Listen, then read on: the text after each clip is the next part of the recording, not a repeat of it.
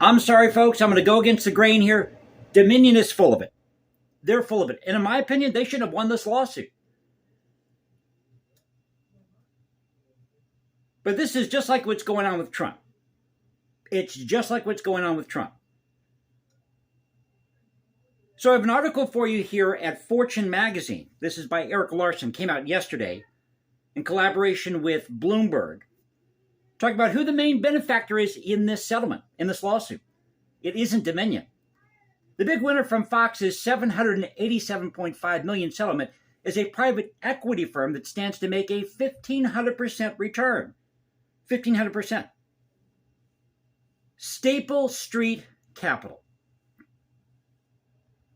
So I'll just read you the meat of the article. But I've got a couple questions here. What are we doing using Canadian-made voting machines for American elections? Shouldn't we have American-made voting machines for American elections? And I thought it was really rich that the part owner, president of Dominion, comes out there moments after this settlement comes down.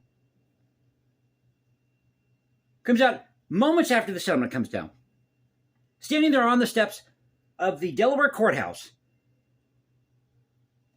preaching to us about American democracy, how we saved American democracy with this lawsuit. Is he even an American citizen? That's what I want to know. So it says here, Staple Street Capital acquired and they're an LLC, by the way, acquired a roughly 76% stake in the voting technology company in 2018 for $38.8 million. Unaware that Denver-based Dominion would become a household name within just a few years for all the wrong reasons. But actually, they're based out of Canada. They've got headquarters in Toronto and an office in Denver. Falsely accused by former President Donald Trump and his allies for rigging the 2020 election in favor of Joe Biden. Well, Fortune Magazine, that's not what Trump said. Trump, as an American citizen, as a candidate, has every right to protest the election. I didn't vote for Trump, but he has every right to protest the election if he feels that he was wronged as a candidate. He just brought up questions about these voting machines and ballot stuffing.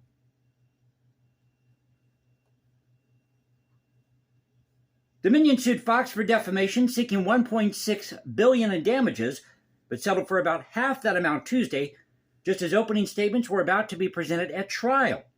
During pretrial exchange of evidence, Fox uncovered what, here you go, folks, turned out to be a prescient text message a former employee sent to Dan Franklin, a vice president at Staple Street, commenting on the Dominion lawsuit.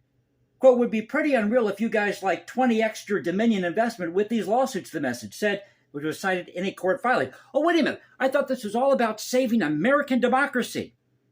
President of Dominion. Now, for me, I would just taking the money and run. And yes, Fox made some missteps here. And what Fox needs to do is they need to come out, hold some type of town hall, invite the public in, bring in Laura Ingraham, Tucker Carlson, Sean Hannity, Sidney Powell, Rudy Giuliani, have a Q&A, and be honest with the American people about what happened. But I don't think that Rupert Murdoch was telling all these anchors on Fox News, because those shows are pretty much independent. They have their own producers. I don't think he was telling these anchors at Fox to say X, Y, or Z verbatim over these claims that Trump made.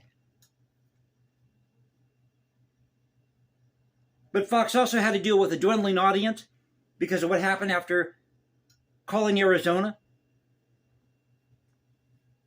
But the estimate was pretty close. Getting back to the article, Staple Street's share of the settlement, assuming it had no additional equity investment since 2018, would be $598.5 million, or 1,542% more than it paid for its stake in the company.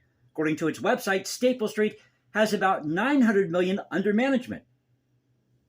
But I thought this was all about preserving American democracy because Trump and Fox News lied. You people are so full of it.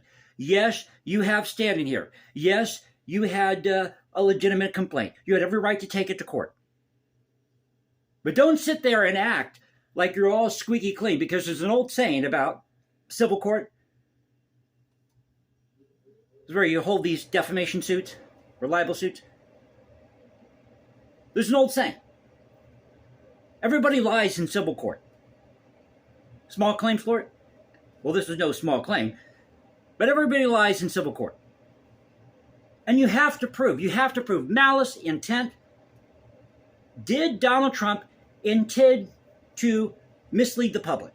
Did Fox News intend, with malice, to mislead its audience?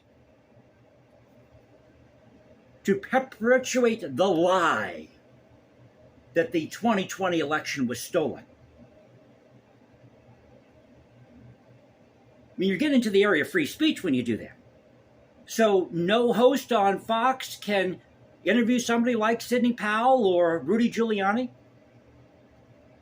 Do you really want to go down that road?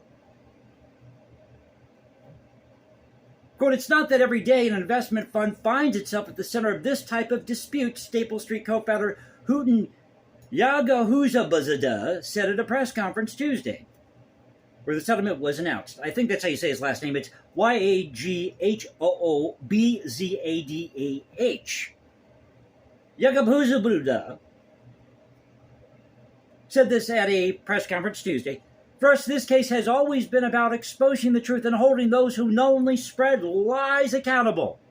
Yeah, but you wanted to go after Fox News for $1.6 billion. You wanted to go after the big kahuna, didn't you? They could have gone after Sidney Powell first or Rudy Giuliani, but they didn't. They went after Fox News. Now, I understand there's a whole bunch of lawsuits out there. Some other stuff's coming down the pike.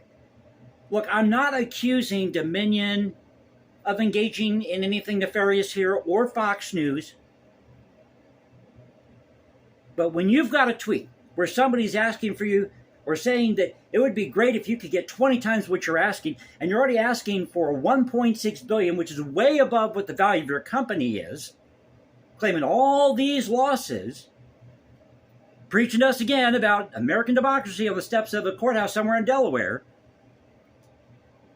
when, as it says here in this next paragraph, Yagahoozabazada, whatever his name is, founded Staple Street in 2010 with fellow Harvard business graduate Stephen D. Owens. Remember him? Who was managing director at the Carlyle Group, and get this, folks, focused on U.S. buyouts. Prior to that, he worked at Lehman Brothers in New York. But I thought you were squeaky clean. You're protecting American democracy. So this is an article at Fortune. The main benefactor isn't Dominion. It's Staple Street Capital, LLC, which will see a 1,500% return after this $787.5 million payout from Fox News. Again, this story is by Eric Larson in collaboration with Bloomberg. Hope you enjoyed the video. If you did, you know what to do. You can also follow me at Instagram, #JasonComposes, because I write music in my spare time. In fact, I think I'm going to go doodle on the computer, on the piano now. Although I should update what I have here and start doing that, because that's the in thing now. Do everything through your computer. Or you can find me at Twitter, Culture Confederacy, at CultureConfed1 on Twitter. So this is the Culture Confederacy saying, peace out, stay safe, everybody. God bless this thing called the United States. And you know how we do it here. This is where the past crashes with the present. See you next time.